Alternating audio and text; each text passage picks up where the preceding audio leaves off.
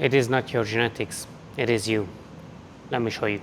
If you're spending most of your time doing seated calf raises, then you're making a mistake because the soleus already gets enough stimulus from lunges, squats, leg presses, and so on. You know where I'm trying to get. And it doesn't have much room to progress and improve and get bigger because of its muscle fiber distribution. And it is good news for you because what you are lacking is this ball sack shaped muscle, what's on the outside, and that's going to be the gatroc, what you can actually grow. So yeah, this thing here, this can be bigger. And the funniest thing is this gatroc can grow more than your biceps if you are looking at just muscle fiber distribution. So if you manage to grow your biceps, there's a chance that you can manage to grow your calves as well. The only thing is, you just made these mistakes. And the first one is the bouncing reps. I don't see anybody training their chest like this, or their arms, or even their back. So why would you do this for your calves? Like, what's different? Oh yeah, I get it.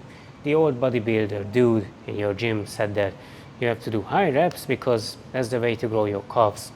But you already know that you can grow any muscle in between 5 to 35 rep ranges, so why would it change for your calves? As I said, for the soleus, it doesn't matter how many you do, you already max out just by walking, squatting, lunging.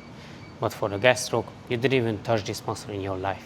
Second mistake is the weight what you are using. Now let me ask you something. If your chest is lacking because you never trained it, would you start with a 100 kilogram bench press?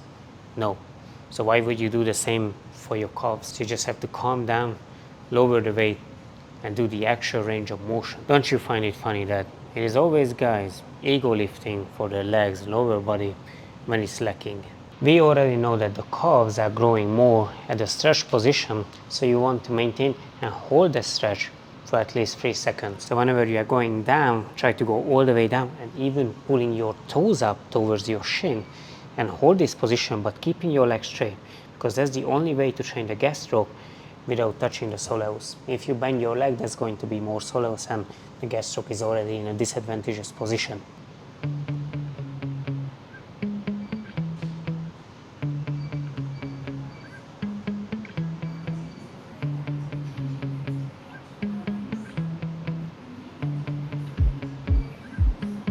And it is true, just by turning your feet in and out, you can bias different head of the gatroc, but you don't have to worry about that. It is something, just if you are like really close to your genetic limit, you can try and experiment with, because that's probably the only way for you to grow a little bit more. Honestly, you can use any machine, calf press machine, standing variation, anywhere where you can keep your knee straight and go all the way down with your heel. And yes, you can stay in between these 5 to 10 rep ranges, really focus on the stretch, exaggerate that, because these muscles are growing ridiculously well at the stretch position. You don't even have to start your training with calves. It can be the last one, how you usually do it, but just don't skip it.